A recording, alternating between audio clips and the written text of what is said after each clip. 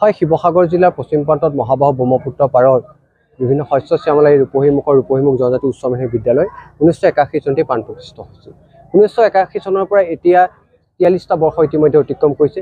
43টা বছৰত ইয়াত এই যিসকল প্ৰাক্তন ছাত্ৰ ছাত্ৰী ইয়াত পঢ়িছিলে সেইসকলক আমি একেলগে একগোট কৰি পেলাই এই ৰূপহীমুখ জনজাতি উচ্চ মাধ্যমিক বিদ্যালয়খনৰ যাতে শৈক্ষিক মানদণ্ড আমি আগুৱাই লৈ যাব পাৰোঁ, প্ৰাক্তন ছাত্ৰ ছাত্ৰীসকলৰ শৈক্ষিক যিসকলৰ নিজৰ বৈদিক সাংস্কৃতিক জগতৰ লগত নিজে খাপ খাই আছে সেই সমান্ত সকলোকে সমাহিত কৰি পেলাই এই অঞ্চলটোক আগুৱাই লৈ যাব পাৰোঁ। ইয়াৰ জ্বলন্ত সমস্যা আছে, এই সমস্যাসমূহ যাতে প্ৰাক্তন ছাত্ৰ ছাত্ৰীসকলে একগোট হৈ আমি সমাধান কৰিব পাৰোঁ, এনে কিছুমান মন আৰু পণ লৈ পেলাই এই অনুষ্ঠানটো আমি আয়োজন কৰিছোঁ। গতিকে আজি আমি মহেন্দ্ৰক্ষণত উপস্থিত হৈছোঁ। গতিকে যিসকল প্ৰাক্তন ছাত্ৰ ছাত্ৰী ইয়াত উপস্থিত হৈছে, আহি আছে বা অনুষ্ঠানটো উপভোগ কৰিছে, মই সকলোকে আন্তৰিকতাৰে ধন্যবাদ জ্ঞাপন কৰিছোঁ। আজি আমি ৰূপহীমুখ জনজাতি উচ্চ ইংৰাজী বিদ্যালয়ৰ প্ৰাক্তন ছাত্ৰ সমাৰোহৰ দুদিনীয়াকৈ অনুষ্ঠিত হোৱা বৰ্ণাঢ্য কাৰ্যসূচীৰ প্ৰথম দিনা উপস্থিত থকা সমূহ প্ৰাক্তন ছাত্ৰ ছাত্ৰী তথা অঞ্চলৰ ৰাইজ আৰু আমাৰ প্ৰাক্তন শিক্ষাগুৰুসকললৈ এই অনুষ্ঠানৰ যোগেদি আন্তৰিক ধন্যবাদ জনাইছোঁ। আমাৰ বিদ্যালয়ৰ প্ৰাক্তন ছাত্ৰ ছাত্ৰীসকলে সকলোৱে গোট খাই আজিৰ এই অনুষ্ঠানভাগি অনুষ্ঠিত কৰিছে। ইয়াত আমাৰ ছাত্ৰ ছাত্ৰীসকলৰ সহযোগিতাৰ কাৰণে সকলোকে ধন্যবাদ জনাইছোঁ।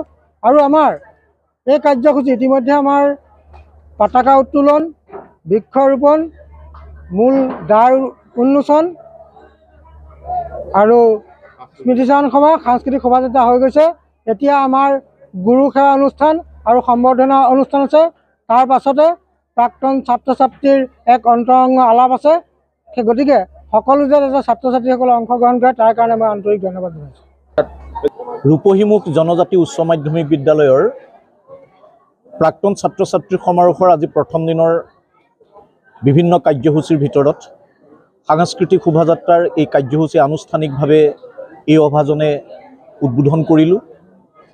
এই শিক্ষানুষ্ঠানখনৰ প্ৰাক্তন ছাত্ৰ ছাত্ৰীসকলে এই শিক্ষানুষ্ঠানখনৰ 43তম বৰ্ষৰ পৰিক্ৰমাৰে আয়োজন কৰা এই অনুষ্ঠানৰ আমি সফলতাৰে পৰিসমাপ্তি ঘটাৰ কামনা কৰিছোঁ।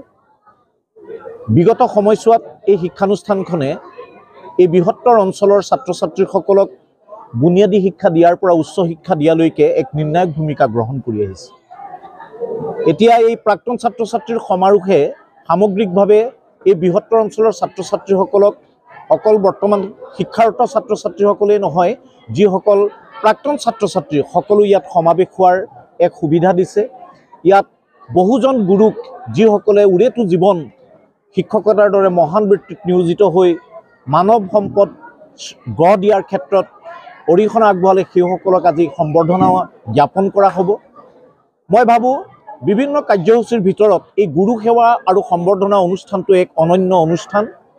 আৰু সাম্প্ৰতিক সময়ত নতুন শিক্ষানীতিয়ে যিহেতু শিক্ষা ব্যৱস্থাৰ আমূল পৰিৱৰ্তন কৰিছে, ইয়াত আমাৰ শৈক্ষিক সমস্যা সম্পৰ্কীয় বহুবোৰ কথা আলোচনা হ'ব আৰু শিক্ষানুষ্ঠানখনক সামগ্ৰিকভাৱে উন্নীত কৰাৰ প্ৰক্ৰিয়াত ইয়াত যথেষ্ট